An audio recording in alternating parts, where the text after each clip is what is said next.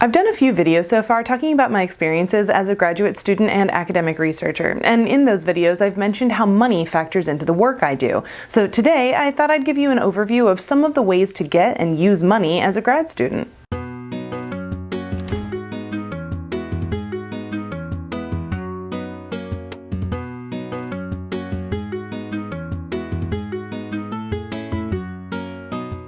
As with all of the other videos of this kind, please remember that I'm speaking from my own personal experiences as a grad student in biology at 2 universities in the American Midwest. So if you're interested in these topics, please check out other resources as well. Money is used for a lot of different things in academia. Obviously, we need to purchase the tools and supplies we use to do our research, everything from expensive lab machinery to the thousands of plastic cups I use as insect traps. But research is rarely done by a solo scientist, so many of us will also use funds to pay the wages of research assistants in the lab or field. We also need funding for travel, both to get to and from our field sites to do our research, and also to travel to things like conferences, workshops, and other academic events. In a previous video, I mentioned that publishing completed research also costs a lot of money, so we have to get that from somewhere as well. You're probably familiar with the idea that we all need a job of some kind in order to earn money, but for most people, getting a job and the subsequent paycheck is relatively straightforward. Not so for a grad student. Getting a position as a grad student at a university is its own separate question, but once you've secured that position, you have to figure out where your paycheck is coming from. That's right, your salary as a grad student, and this can even be true for other research positions, is not guaranteed and might be something you have to spend time finding on your own. So where can you find money for your salary and research expenses? I'm going to group funding sources loosely into 2 broad categories: internal, or money that comes from your university, and external, or money that comes from other sources. One of the most common ways for a grad student to get their salary paid is to receive either a TA or RA position from their department.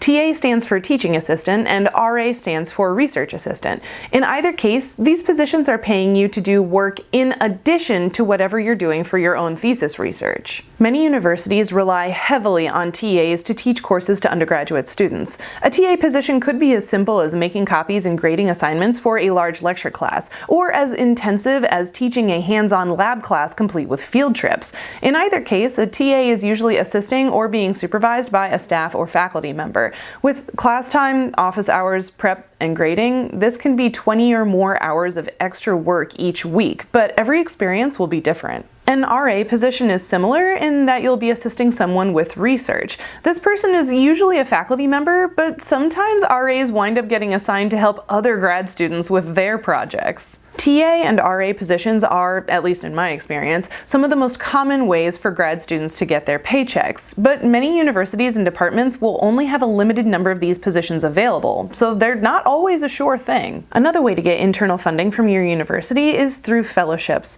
These are usually highly competitive and limited in number, but they can be extremely helpful. Unlike a TA position, fellowships usually pay you for a semester or more without asking you to do any extra work, meaning you're just able to concentrate on getting your own research done. It's also possible for grad students to receive funding in the form of awards from their universities. An award is usually a one-time amount of money intended to help a grad student purchase supplies for their research, but some universities use the terms award and fellowship more loosely than I've described here. So in an ideal world, your university, the place that hired you to be a grad student, would also fund your salary and research through at least one of the internal funding sources I've described. However, it's not really that simple, so many of us wind up having to search farther afield for the money we need. External funds can also come in the form of awards, sponsorships, fellowships, or grants, which can work like awards or fellowships. These are usually things you or your supervisor have to apply for, which means more work writing and submitting applications.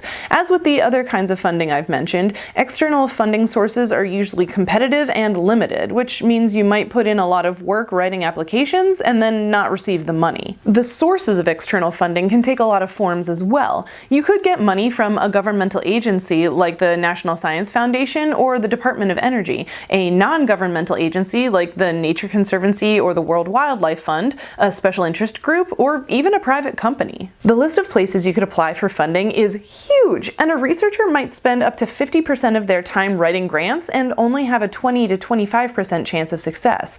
Even if you really know what you're doing, there's a good chance in important research won't get funded due to grading systems and high application volume. The system really doesn't work very well, but for now it's the system we have to know how to navigate. This all seems pretty complicated, right? I think it might help to show you what my funding has looked like over the course of my grad school journey. During my master's program, I had a TA for my first fall. I was funded through my advisor's NSF grant for my first spring and summer. I had a TA during my second fall, funding from my advisor's NSF grant for my second spring and summer, and a fellowship from my university for my third year. I also received 2 small grants from a special interest group attached to the facility where I did my research, and those funds allowed me to purchase materials and supplies for my project. For my PhD program, I received a university fellowship that paid for my whole first year, and I was funded through my advisor's corporate sponsorship for my first summer. For my second year, I had a TA position and funding through my advisor's corporate sponsorship for my second summer. For this third fall, I have a TA position. Ahead of me, I know that I have funding through my advisor's corporate sponsorship for my third spring and summer, and the same university fellowship will pay for my whole fourth year. If I stay for a fifth year, I'll have to find another source of funding for my salary and research. Does that all make sense? Like I said at the beginning, if you're considering embarking on your own grad student journey, I encourage you to look for other resources on the topic of funding. But I hope this video has given you an idea of where to start looking. And if you've also had to secure funding for your research before, I'd love to hear about your experiences down in the comments. If you liked this video, don't forget to like it. If you didn't like this video, please share it with someone who would. And if you'd like to support the Roving Naturalist, remember to hit the subscribe button and the bell notification icon. Then go check out my Patreon and toss a coin to your favorite grad student. You can also follow me on Twitter and Instagram. As always, thank you so much for watching, and I'll see you next time.